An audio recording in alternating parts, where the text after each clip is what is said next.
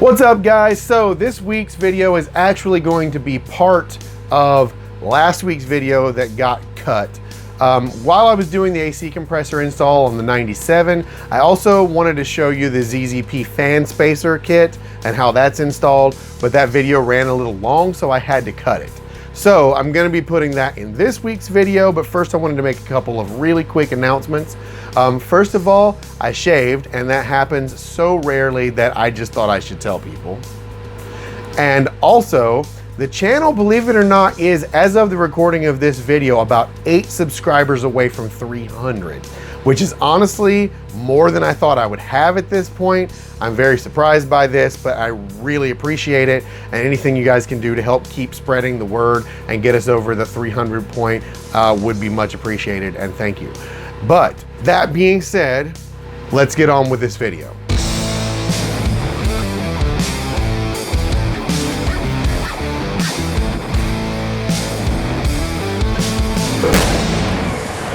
Okay guys, so another thing that I'm gonna do while I'm in here, just because I have it and I can, is I'm gonna show you guys how to install this ZZP fan spacer kit, because it goes into the fan that we removed, which is this one.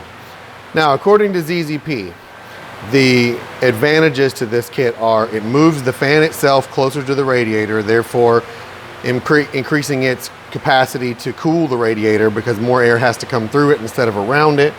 And then the other is that on the back, if you remove this shield, it's also supposed to give you more space for headers or for working on the car or whatever. I don't really need this kit right now, but since it's here and since we have this apart, I'm just gonna give it a shot and see what happens. Now, first thing you have to do is remove this fan. And if you check and read on the fan, it says right here, left hand threaded to remove, turn right. So don't turn this nut like you're gonna normally take one off or you're gonna tear it up. You turn it like you're tightening it on, and that will actually remove it. So then once you've taken the nut off, you just take the fan blade off, revealing the motor itself. Then what you're going to do is grab your 10mm socket, if you can find it, and take the 3 bolts down here that hold the fan motor in out, just like that. Then the motor itself pulls up and out like that. Set it to the side for a minute. Then you're gonna grab the little kit here, which I've already opened. And basically it just comes with 3 bolts and 3 spacers. So all you're gonna do is take the spacers. They're gonna be stacked right here. Actually, you know what? Probably not the best way to do that. Instead, we're just gonna actually lift it up, stick a spacer under there, and then take the bolt and kind of halfway start it. That way it can't move. And hold it in place. And then the new bolts are longer so that they can go through the spacer and still thread in all the way. But they are a Torx bit instead of a traditional bolt head. So in this case, it is a T30. And then you're just gonna be careful because you're screwing into plastic. So you don't want to just grind on that. You just want it, you know, nice and snug. But the only thing I see that may be a problem is right here. There's very little clearance now on the bottom, but I don't know if that plug is going to have an issue with that or not. So we'll find out in a couple minutes, I guess, when I go to put this back in. But then you're just going to put the fan back on the way it was. And you're going to do the opposite of what you did to take it off.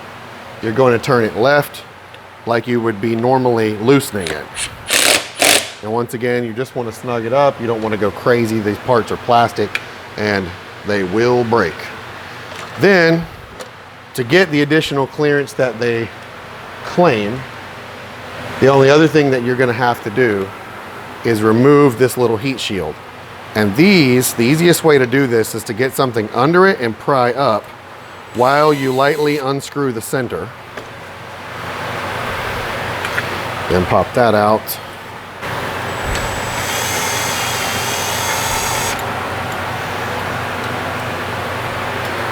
Now, I cannot say one way or another whether removing this heat shield is going to cause additional wear or problems with this fan motor. However, that is something I'm willing to try and find out for you guys. And if I run into a problem, I will make sure to report back. But if needs be, I can get another fan, so I'm not that worried about it. So I'm gonna give it a shot and let you guys know. So now we need to put this back in. Okay guys, I hope that was helpful to you. And if it was, please drop a like on the video. If you are new here, don't forget to subscribe. And if you're already subscribed, make sure that you've hit the notification icon so that you see when I upload. Anything else you guys wanna see me do? Questions are always welcome. Let me know down in the comments. And I will see you guys in the next video. Peace.